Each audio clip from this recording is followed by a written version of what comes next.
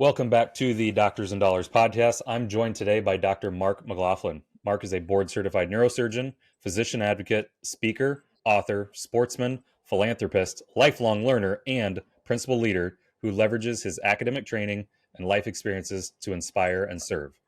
He founded Princeton Brain, Spine, and Sports Medicine in the late 1990s. His practice has enabled him to branch out into other service areas and indulge his passions as a mentor to young physicians, a wrestling coach, a media personality, and a motivational guide for aspiring, emerging, and established leaders. Welcome to the show, Dr. McLaughlin. What's going well today? Thanks for having me. What's going well? We're having a great snowstorm here in New Jersey, and I'm going to expect that probably my wrestling practice has been canceled because schools are canceled. So I'll have an afternoon to catch up on my to-do list, which is quite large. I've been looking at it and working at it. I've got a few things on this list. So Absolutely. yeah, But but it's going well. Yeah, I think between you and me though, like you'd rather go to wrestling practice than do the to-do list. Of course. But the obstacle is the way, right? Absolutely. How long is wrestling practice usually? A couple hours? We go about an hour and a half. I've ran 3 this week already. I ran Tuesday and Thursday in Princeton, and then on Wednesday I had an opportunity to speak at Ewing Wrestling, which is a nearby town, and they had heard some of my talks and asked me to come speak. So it was really fun to go over there, and it's youth wrestling, so I really work on making it fun, having a good time, and teaching moves, and just just spreading the word of performance. So it was fun to talk to the kids. I talked to them a little bit about fear and courage and the differences. And so I just love it. Last night was one of my favorite nights of the year. I just had a really great practice with my team in Princeton, and I just love doing it. That's awesome. I mean, fear and courage are things that I definitely want to bring up to you today. So I'm glad it's fresh in your mind. But like youth wise, are these like third graders to eighth graders? Are we talking high school kids? What's the youth range there? That's exactly what it is. I typically coach youth wrestling primarily, so 3rd through 8th graders. I do Mhm. have some high schoolers that I help mentor, but I'm not a high school wrestling coach. Just youth. I've been doing it for about 23 years now. And the thing I love about our programs is we have from the highest level of kids to the lowest level of kids. We tell the kids, you just come, we'll get you in the right group, and we're going to teach you all the same stuff at different levels. And that's the beauty of the program is that we'll take anybody and we'll teach you the basics and we'll teach you the highest level of wrestling. And there's something for everybody there. But along the way, because wrestling is just the carrot, in my view, wrestling is just the Mhm. carrot. The lessons that wrestling teaches you, I think, is incredible. I mean, first of all, we'll talk more about fear, but I call it a fear laboratory. It's one of those places where kids get scared and they can have safe challenges and you can talk them through their fears. Sometimes their fears are just stepping out on the mat and being alone out there in front of 100%. everybody in the stands. Sometimes it's fear of the opponent that they have, that they're bigger and stronger, or they look older. There's all kinds of fears that we need to work with on these kids. But I love that. I love the fact that wrestling, and it's not just wrestling, it's sports in general, they teach a young athlete responsibility, really, that you can be the architect of your life. And that's what I got out of wrestling when I was a kid, is that I'm responsible for everything that happens to me. And I'm responsible for how I respond. So I tell the kids, like, life is like a checkers game. And, life makes a move and then you get to do your move. And life Mhm. doesn't do anything to you. You choose the move, and that's your life. So it's wonderful. It's a wonderful sport. But again, I'm a fan of all your youth sports. Absolutely. I mean, and wrestling can be a great analogy in life in general. And I think checkers is a good one too. While not a sport, the game of checkers, I think, is calculating, right? And you got to be very disciplined in each move that you make. And so I think that's a great analogy as well. But want to start out with you. Tell me a story. Speaking of youth, tell me a story. Being a young child, I read something about you online that your grandfather was also a doctor. You looked up to him, went with him on house calls. Tell me a story. Following your grandfather around, like what that did for you as a young kid, and then is that what really sparked you to say, hey, I'm definitely going to be a physician and someone who helps people when I get older? Sure. My grandfather was my idol. He was, of Italian heritage, born in the United States, but the son of immigrants.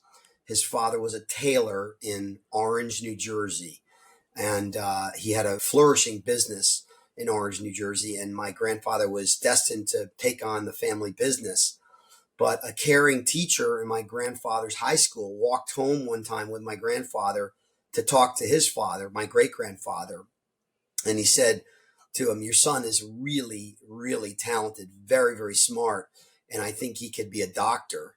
And fortunately, my great grandfather listened and also had the financial wherewithal at the time to send him to medical school.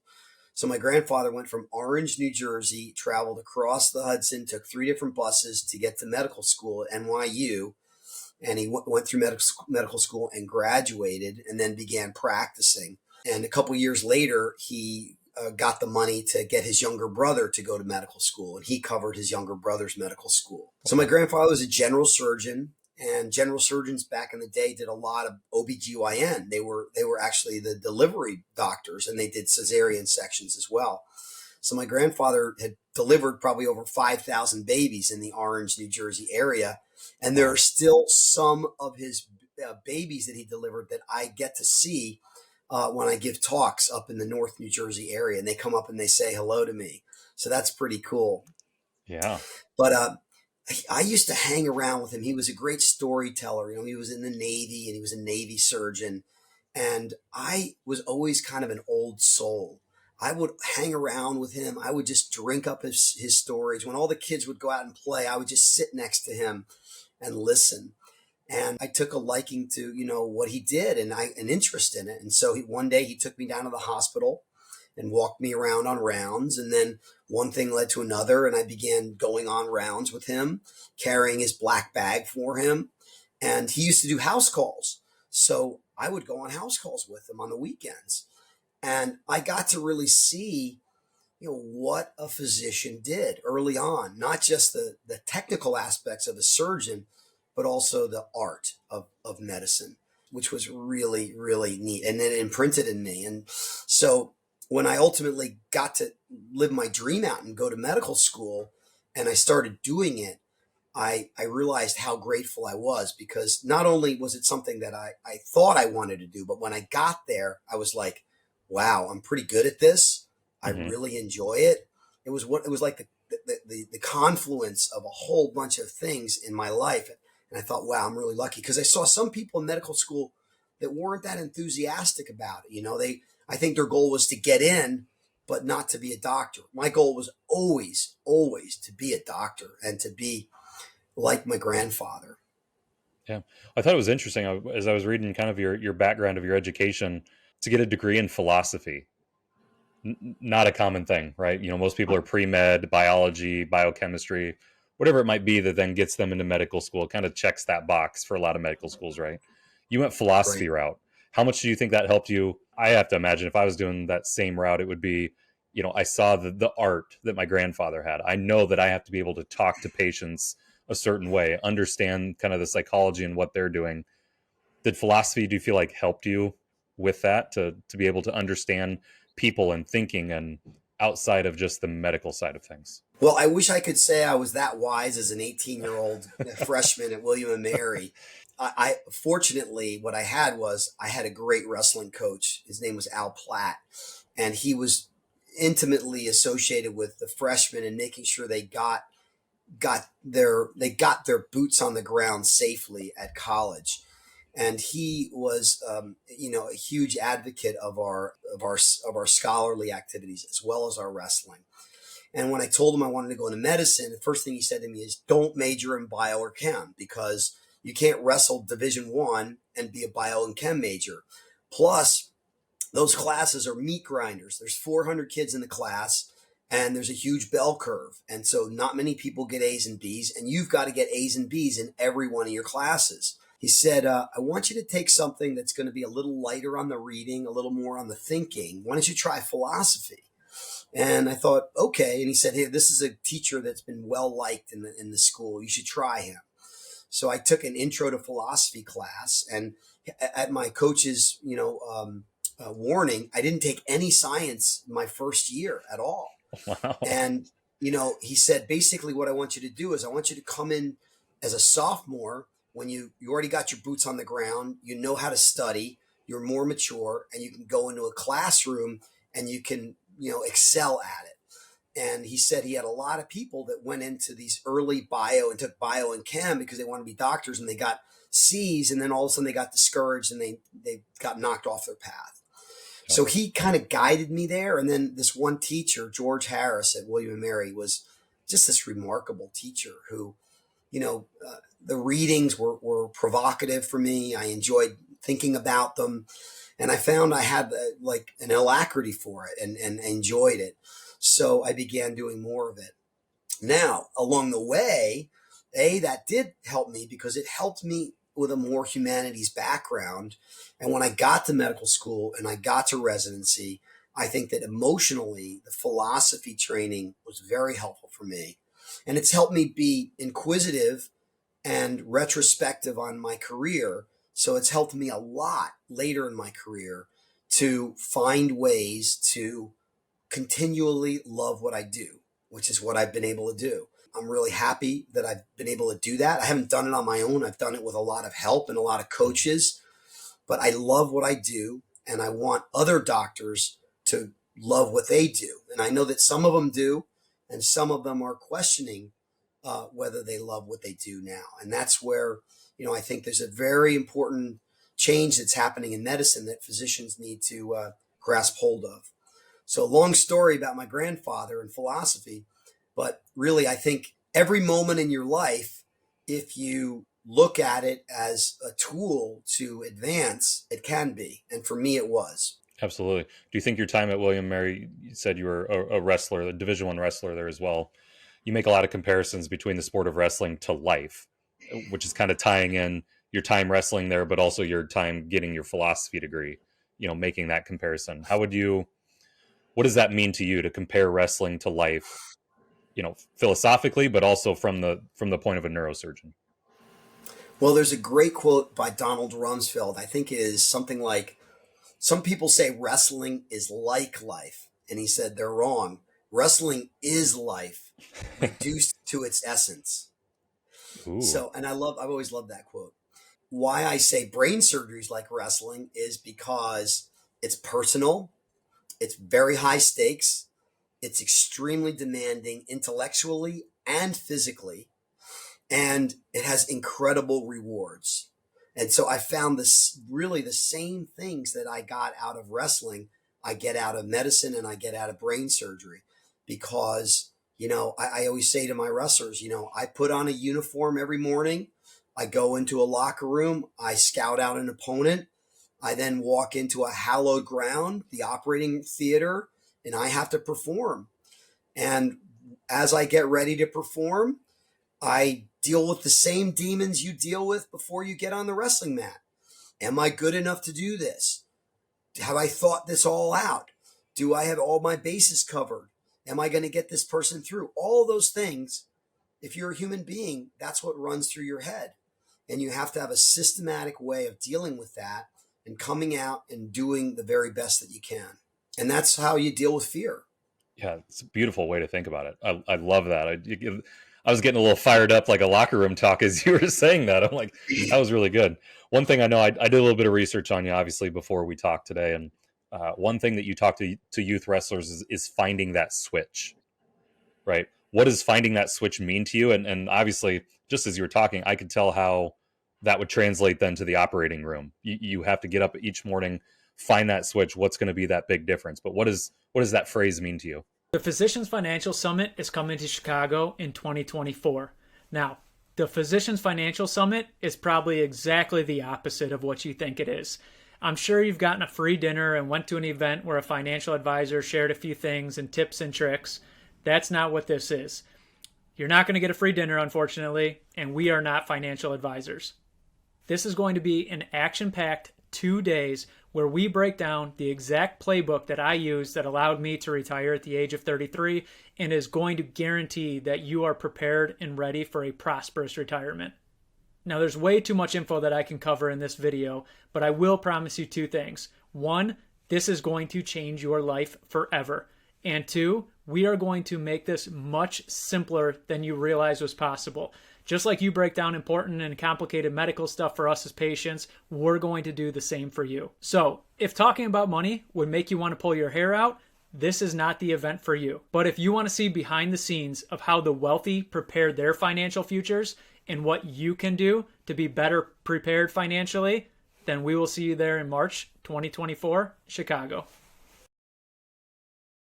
The switch to me means that you stop thinking about the future and you focus immediately on the present moment. So if it's in the operating room and I'm operating on a tumor, I think about getting around the tumor. I think about shrinking the tumor, and I think about gutting the tumor, removing it piecemeal. If it's a spine operation, my objective is to find the normal anatomy, to define my landmarks, then to approach the abnormal anatomy, and to find a way to dissect it or to remove it in a way that doesn't obstruct the normal anatomy, doesn't damage the normal anatomy. So it's really the basics. Keep blood loss to a minimum. Keep your tissue planes clear. Keep reorienting yourself. I tell my kids, when you're about to wrestle a match, I don't care if you're going to wrestle Dan Gable or Cale Sanderson or, the guy walking across the street. If you control the wrists, if you control the ties, if you explode on bottom and you're relentless on your feet, good things are going to happen. And you're going to walk off that mat, win, lose, or draw, and you're going to be proud of your performance. And that's really what you need. That's the attitude you need to have, because neurosurgery has a lot of challenges and the operations aren't always successful. And if you second guess yourself or you beat yourself up on something and say, oh, I could have done this better, I could have done that better, that's a useless statement to me, saying I could have done something better. Everybody can do something better. Knowing what you know now, you can look back on every moment of your life beforehand and say, oh, I could have done that better. It's useless, though. It's just basically, it's self-improvement. It's guilt and hostility masquerading as self-improvement. People who do that, I try to counsel them and say, no, well, that's an obvious statement. Of course, you could do better knowing what you know now if you do you focus with the same exact event. But what you need to do now is talk about what worked, what didn't work, and what are you going to do differently in the future. That's a very different mindset. And I can't say that I had this when I first started either. This is a learning process for me. But years ago, when I would have an office hours and I'd see 25 patients and 24 of them would be doing well, but the one person, that I saw at 12 noon wasn't doing well, I'd go home thinking about that one person. And I wouldn't let myself relax, and I would hold myself to this impossible standard. I've gotten stronger and more intelligent in saying, this is the business I've chosen. There is no such thing as a 100% success rate in surgery. And you go out and put forth the very best effort that you have and use the skills that you have on that day and time, and let everything else, the cards fall where they may. Yeah, that was well said. I think the quote that I always think about that I think really summarizes well what you said is, there's a reason that the windshield is bigger than the rearview mirror. Like, you got to always be looking forward. Like, don't be looking back, because if you're constantly looking back, then you're not looking at the road, right? You're not looking at the path forward if you're constantly looking in the rearview mirror. So I like that. I think there's a truth to that, an amazing truth to that, and that, you can look at the rearview mirror just to see what you've just passed for a quick second, and like you said, learn from some of those mistakes and what are you going to do moving forward. But to constantly be, I guess, wallowing is the word that I would use in the past, and mistakes that you've made or things that didn't go the way you thought they would, really doesn't serve anybody's purpose well, and doesn't serve everybody that's in your windshield in front of you. It doesn't serve them well either if you're still looking in the back. So I think that's well done. One of my coaches has pointed out that, it's this mountain that you just keep climbing and there's no top to it. There's no top. You just keep climbing. And every once in a while you get to a vista and look down for a minute to see where you've come, but don't look where you don't want to go. And that's where you don't want to go, is down. So get moving and get looking upward as well. I like that. You mentioned a moment ago, a famous wrestler from my home state of Iowa, Cale Sanderson, has another quote that I love, that unless you continually work, evolve, and innovate, you'll learn a quick and painful lesson from someone who has. And so talk to me about the evolution and innovation that you've had in neurosurgery. You talked about early in your career, you were not the man you were today, which obviously that's how a lot of people are in their early in their careers. But as you've had this long, successful career, how have you innovated? How have you had innovation and how have you had evolution within your career? That's a great question. I mean, I think what I say to all of my colleagues is every 5 years or so, I say to myself, man, you're so much better of a surgeon than you were 5 years ago or 10 years ago. Or, how could I look back and I'm like, oh gosh, I think I should give some of those people discounts on my surgery. But I mean, the fact of the matter is I got the job done, but now I get the job done slicker, more efficiently, with less time. And that's everybody. I mean, we have new doctors in the hospital, sometimes I'll be asked, Dr. So-and-so took XYZ long time to do the surgery. Is that okay? I'm like, of course it's okay. He's a new surgeon. That's the way it is. That's the way they learn. Important innovations, I think they come, they were really like revelations for me. So one of them for Yeah. me was reading. I was not a strong reader in college. That was one of the reasons I liked philosophy. It was not long reading, just deep reading. Short paragraphs sometimes were the whole weekly assignment. But I liked that. In medical school, I was always motivated to read what I needed to because that was my goal. Mhm. But as far as reading fiction, nonfiction, self-help, memoir, I was never a strong reader until I had to start my own practice. I started Princeton Brain and Spine. I realized I had people I needed to manage. I had QuickBooks I needed to learn. I had, all kinds of business challenges that I'd never ever experienced before. So I began listening to books on tape in my car, wherever I was driving. I began every moment of time that I could when I was like walking to my car from the hospital, when I was walking in, walking out, I would be listening to a book on tape. One of my favorites in the early days was Good to Great by Jim Collins. What a masterpiece of a book. And Stephen Covey's The 7 Habits of Highly Effective People. Yep. And so I began reading those books, and as I read, I just wanted more and more and more. And I became a very active reader, and not only an active reader, but like a voracious reader. I would devour these books. I would mark them up, put notes on them, make note cards, and I would share it with as many people as I could. Because I remember my boss, Dr. Janetta, said, if you don't talk about what you're reading, you just don't remember it. So I would share all those points and pearls. And that was a major, major revolution for me. I think the second one, and all surgeons will probably tell you, there's a day when they do a surgery where things are touch and go for a little while, where you don't know if you're going to get that job done or not. And you stick to your guns and you do what needs to get done and you finish and you learn that I am a fully trained, board certified neurosurgeon and I can handle things. And that happened to me during one operation. It might be a story I tell at the summit where I got lost under the microscope, and I had the scans up. I had the right patient. I was on the right side, but we were in a microanatomy world, and you need to use your 3-dimensional mind, and you need to triangulate it off of where this lesion was that I was trying to find in this patient's brain. And it wasn't where everything that I had used told me where it was, and I had to figure myself a way out of it. And I did after, a couple of different trials and a couple of different methods. I got it. I walked out of the hospital that day and I said, I can handle any of this now. I know I can. So that was sort of a second transformation for me.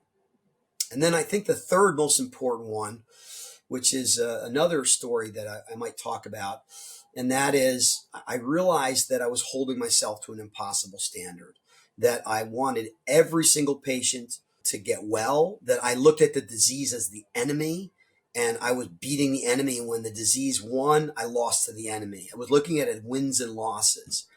And what I realized was that every single interaction I have with a patient, even if they're dying of the most awful brain tumor that's completely incurable, I can make a positive impact on that person. I can make a positive impact on that family. I can get a win out of it because I focus on what's needed at that moment and I provide it.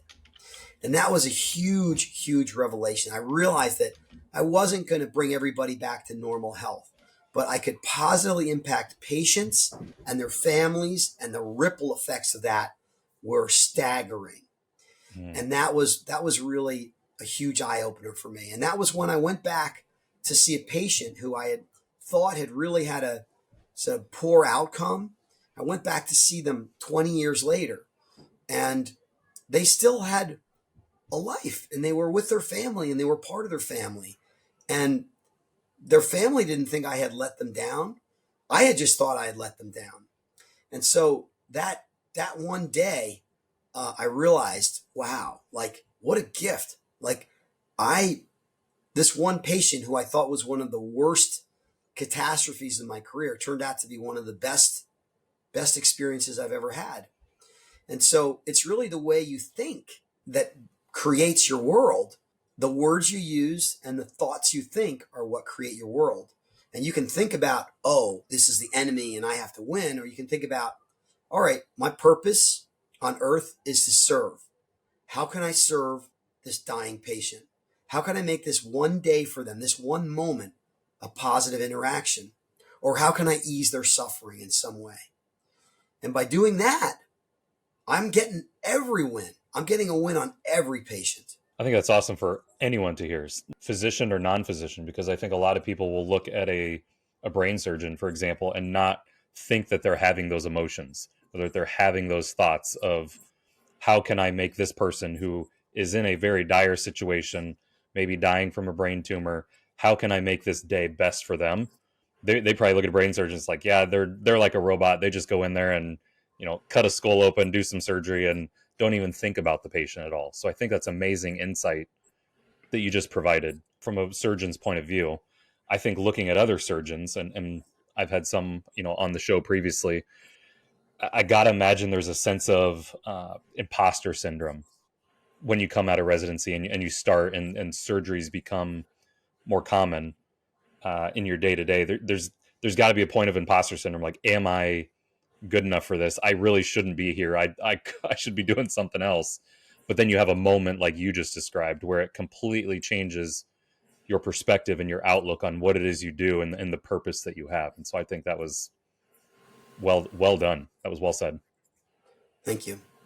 Yeah. You have a book, Cognitive Dominance, where you talk about fear, outthinking fear. I think fear is one of the amazing things in our lives. And I get scared sometimes, right? We're going to be at the summit together here in a couple months. I'm hosting and master of ceremonies, emceeing the thing. We're going to get up in front of a couple hundred people and give a talk. There's going to be some fear that goes with that. But what does fear mean to you when you are preparing for those events where you're a speaker, you're writing, or you're providing leadership guidance? How do you overcome fear, and how can others overcome that fear? Sure. I gave this talk to the kids in Ewing on Wednesday, and Yeah, let's hear I it. asked them, I said, okay, what's the opposite of courage? And everybody said, a couple of different things, and then we got started talking about fear. I said, okay, well, that's good. Let's tell me more. And the kids started talking about, how you when you're courageous, you don't have fear. And I said, well, some people say that, but how do you get more courage? And really, the kids didn't have an answer. And I tell them, I tell you, I don't have all the answers, but this is how I get more courage. I get more courage by dismantling fear. If I dismantle fear, I become courageous. And in fact, I want to use a different word than courage. I want to use the word love. Courage and love to me are very, very close brothers. And the reason is because look at the Congressional Medal of Honor winners. When they ask, another great book, Sebastian Junger, War. This is a concept I got from Sebastian Junger. When you ask a Congressional Medal of Honor winner, why did you run across that football field, or that length of a field, 100 yards, through machine gun fire to go eliminate that one machine gunner when you knew the odds of getting there were 1 in 100? And their answer is always, well, he was killing my buddies. He was killing my brothers. And really, when you ask these people about it, they say, well, I had to do it because I was the only one that could do it, and they would have done it for me, right? That's more than courage to me. That is love. That's pure love. And so what I said to the kids was, if you can love what you're doing, Okay. I'm not talking about amorous love. I'm not talking about loving someone in a, romantic fashion. I'm talking about loving who you are, loving what you do, and loving your purpose. If you can focus on that, you'll minimize fear. Your fear will disappear and you will perform, because fear is a detractor of performance. I used to think a little bit of fear is good, that it actually kind of got you primed. I think maybe in the early phases of learning about this, I would think that's what I felt and probably what I used as a motivator. But now, kind of like Courage and Love 2.0, I realized that any amount of fear for me inhibits my activity. And the way to think about fear is think about your life. Like, we basically have 3 file cabinets in our life. We have the past, we have the present, and we have the future. What file cabinet does fear live in? Always. Future. The future, right? Mm-hmm. The Yep. future.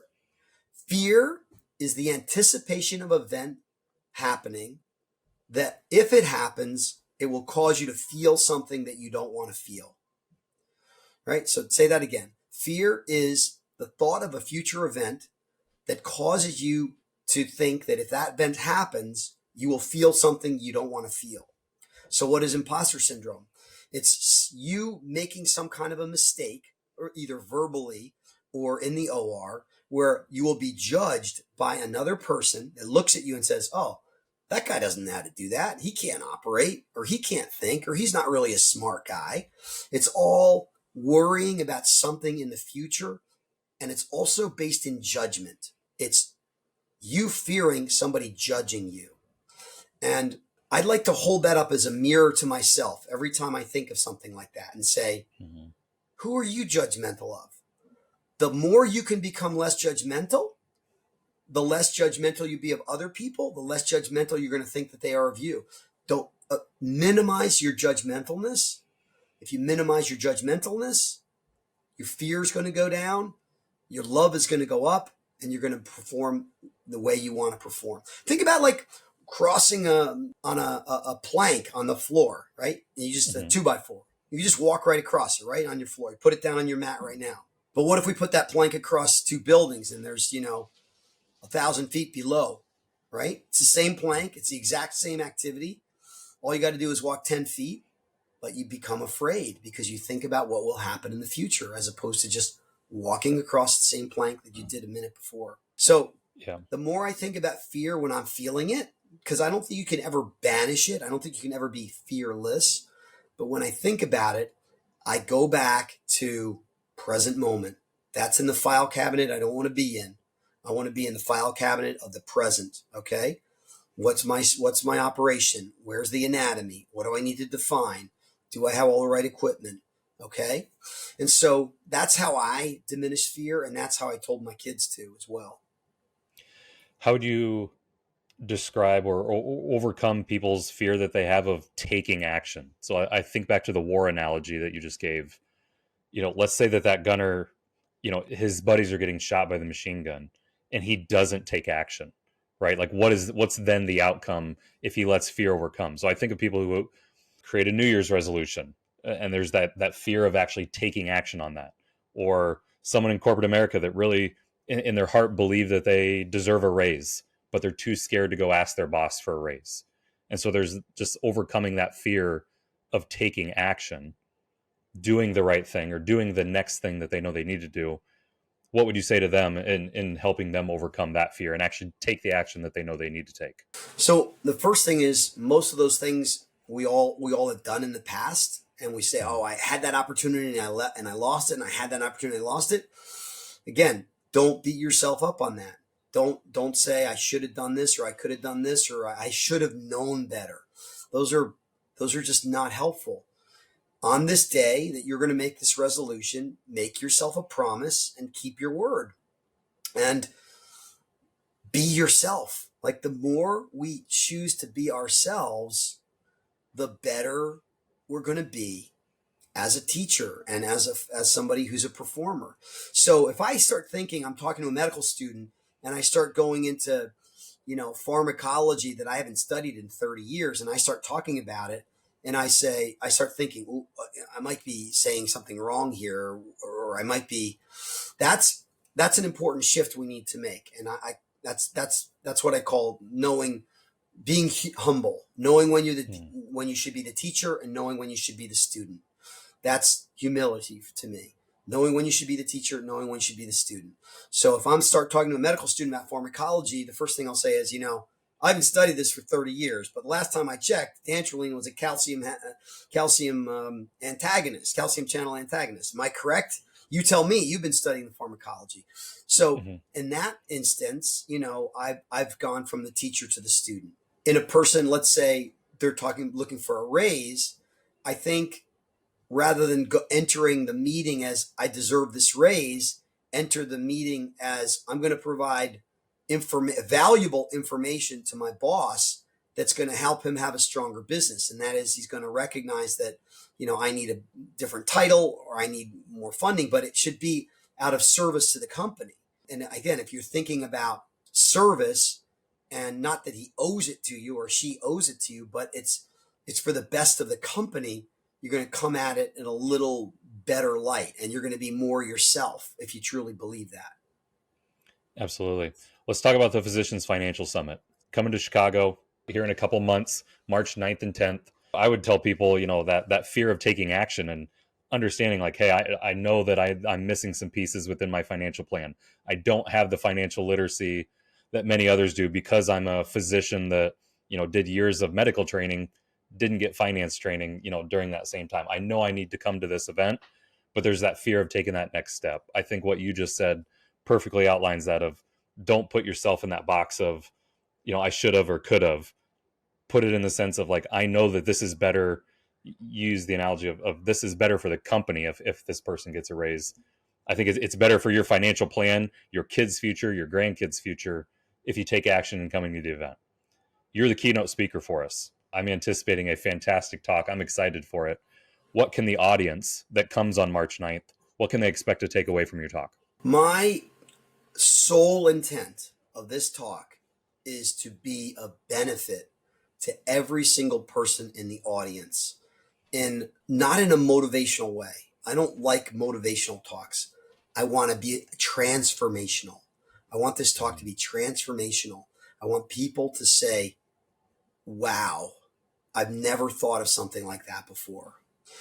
Wow, I this really resonates with me in how I want to grow as a person. And I think there are a few tools and, technologies that I'll be sharing, but more importantly, I'll be sharing experiences that transformed me, and I'll be relating it to people in their seats and why it relates to them. I want them to be the hero of the day. I want them to hear the story and see themselves in the same story, because we're all alike. We're talking about physicians. We're cut from the same cloth, and we have the same experiences. We have the same challenges of electronic medical records chewing up our time, of more and more administrative demands, of patients that are unrealistic in their expectations at times for what they want us to do, of technological challenges, of all the regulatory issues that come with medicine. There's a whole host of factors in our environment right now they're hazardous, and you need the right equipment and the right mindset to deal with them so that you can live a long, happy life and you can serve your purpose, which I would bet big that most of these people's purpose is the same purpose as mine, and that is to serve people, to be of benefit to people. And yeah, you can get caught in a rut, and sometimes you need inspiration. And if you need inspiration, this is a great place to come. But even if you're just looking to build your skill set in another area of communication, of self-assessment, of personal interaction with people, you're going to come away with something that you can use, and something that's valuable not only to you, but to your spouse, to your children, to your friends, to your colleagues. There's a lot here, and I'm excited to give the talk and share with you what I've learned. And I'm also excited to learn from you, because I'm going to be asking you questions. I'm going to be asking you how this lands with you.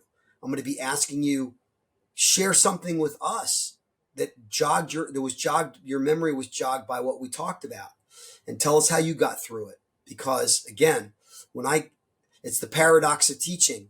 When I teach, I tend to learn too. And that's what I want to do. I want to teach. I want to learn. I want to give everybody a transformational experience. That's my goal. And my purpose is to benefit. Absolutely. Your talk aligns perfect with the whole theme of the conference, right? It's transformation. It's being aware, then it's understanding, and we're providing the understanding, and then it's taking action. Actually creating a transformation, not a big change. And so I think that the angle that you're going to be coming with your talk is going to be perfect, to where people can put themselves in your shoes and to truly feel something as they're listening to it, to then as they hear the rest of the speakers, as they, as Mike, my business partner, gets up there and talks through a lot of the strategies financially that are going to impact them, if they can put themselves in those shoes and to say, okay, if I do this, here's how it impacts my family, how it impacts my friends, how it can impact my private practice, all of these things. If we can create transformation in multiple categories of their life, we want people walking away just feeling, we want them to go home on Monday and take action and feel like, okay, everything that I just learned over the weekend in Chicago, I'm ready to make a transformation. And that's what we want people to come away with. And I think your talk is going to be a major catalyst for that. Thank you. Thanks for the opportunity. Absolutely. Well, I enjoyed this conversation today. I don't know about you. I always learn something new from each person that I talk to on the podcast. Definitely learned a lot today. I'm excited for our paths to cross here in about 50 days at the summit on March 9th and 10th. Me too. Can't wait. All right. Take care, Mark. Thanks for the opportunity.